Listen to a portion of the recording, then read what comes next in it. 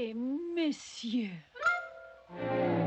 we take great pleasure in presenting to you Monsieur Jacques Martin in his impersonation of the one and only Capitaine Henri Durand.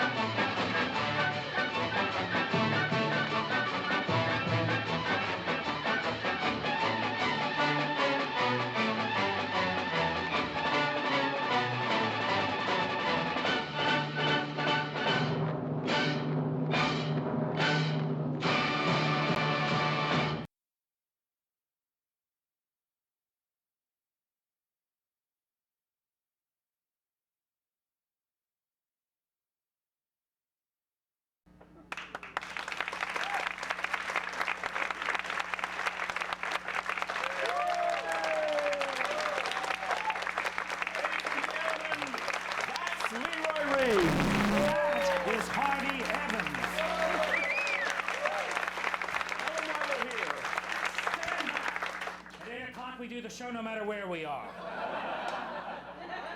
Harvey and I are so happy to be here tonight to celebrate the magical genius of Gwen Verdon.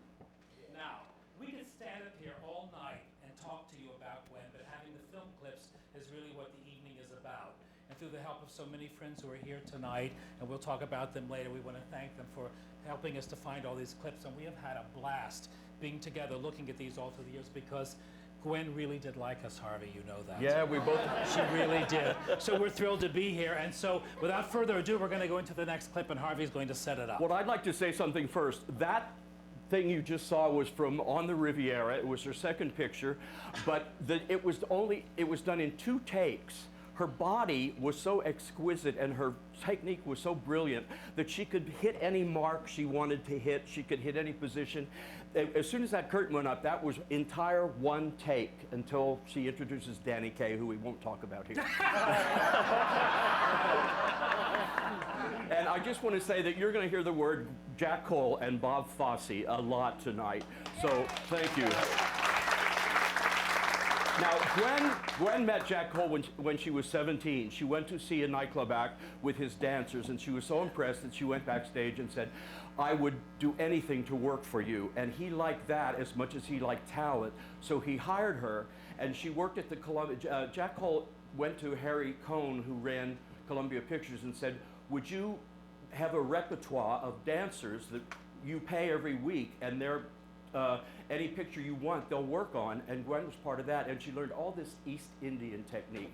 He hired the people that knew it the best. La Marie is one of them. I don't know who that was, but they taught Gwen all this stuff, and you're going to see this in a film clip from David and Bathsheba, starring Gregory Peck and Susan Hayward. I don't know. You see Gregory Peck in the clip watching with the other man. Very interesting. Anyhow, this is Gwen's first film, David and Bathsheba, and it's her. Florence, can you see okay? Are you okay with sight lines here? Just let us know if we'll you walk can. over and part when the screen starts. Yeah. Anyhow, this is Gwen in David and Bathsheba. Voila.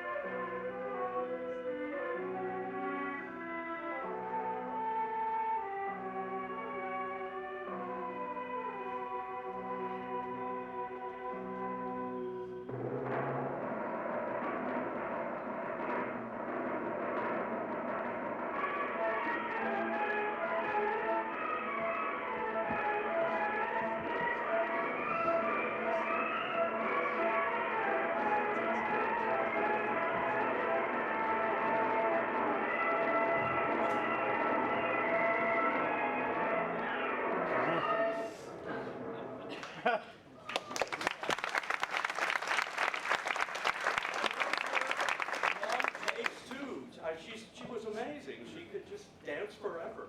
I always thought of Gwen as a dancer. She had all bearings for joints and all parts of her body, but she still had that sharpness and the technique. And you will see during these clips this evening how sharp she was. Like when the other dancers would turn this way, she would turn that way. And you'll see through so many clips, it's fabulous to be able to, as we progress during the evening. And we're going to show you another clip that's from the Riviera, on the Riviera, which you saw earlier. And it's just a short clip, but it gives you some of the Jack Hole movement again. And also watch her feet, because she's like barefoot, but she has on like some kind of a little sole thing over the ball of her foot, which I find fascinating. But anyway, we're just going to show you that before we And we're going to cut Danny Kaye out of this too. But notice, well, you'll see George and Ethel Martin are also in this, who were Jack Hole dancers who were part of the Jack Hole evening. George Martin was the first dance. Yeah, George Martin dances with Gwen, and unfortunately he just passed away recently, but he's brilliant. They're all brilliant in this number. So, on the Riviera, Short and sweet. And see a happy ending every time.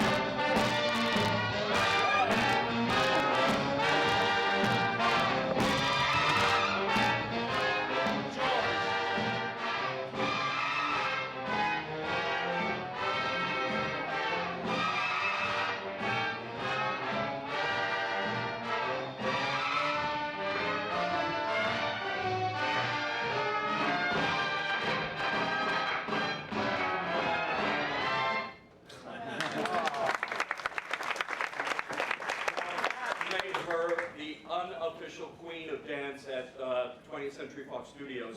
Also, that's where Michael Kidd saw her, and when he was hard to do can-can, he thought of Gwen right away because of this extraordinary dancing in these two movies.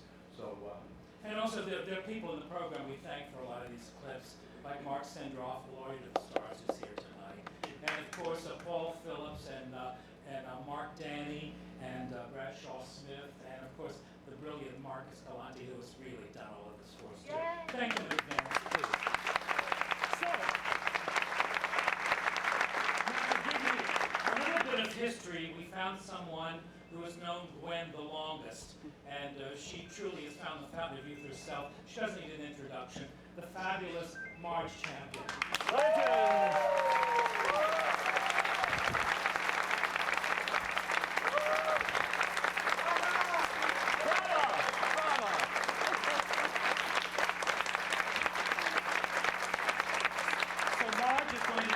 When she first met Gwen? I was 11 and she was 7. And we still would be the same difference in age. But anyway, her mother brought her to my father's dancing school. My father, Ernest Belcher, not only taught a lot of young people and older people, because he was the dancing teacher to the stars. But also Gwen had a touch of polio when she was younger. And of course in those days there were no really, there was no therapy. The doctors didn't know You know, I'm going to sit down. It's better. I feel better sitting We'll come down. over here. Yeah, Sit here. thank you. Actually, Marge, I don't want to correct you, but in an interview that we saw with Gwen, it was actually she referred to it as rickets, that she has a child rather than it's like they get polio. Whatever it is, it was rickets.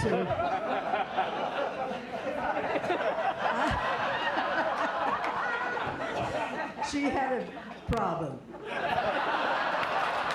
And her mother was a dancer, and there was no real therapy in those days, and she wanted to strengthen her up. So my father was famous also for having talked to doctors. He knew a lot about the body and how to get some strength into muscles that had not been really perfect from birth.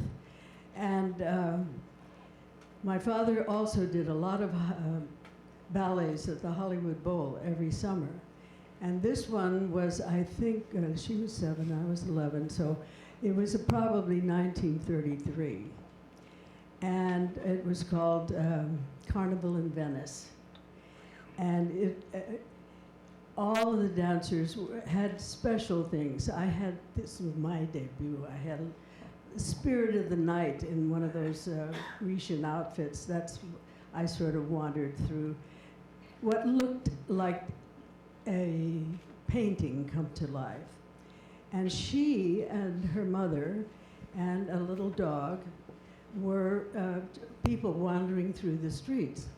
Well, during the rehearsal, it was very hot in June in California. Sometimes it gets that way. And the little dog threw up. And she called me one day this is many, many years later, and she said, I'm being honored, and it's a new dramatist. And what was your father's, what was his assistant's name? And I said, why? And she said, well, you know, I said, her name was Maria. She said, well, Maria came and she stripped me down to a leotard, and she started putting pom-poms on me and a little tail, and I became also a leash around my neck, and I became the dog.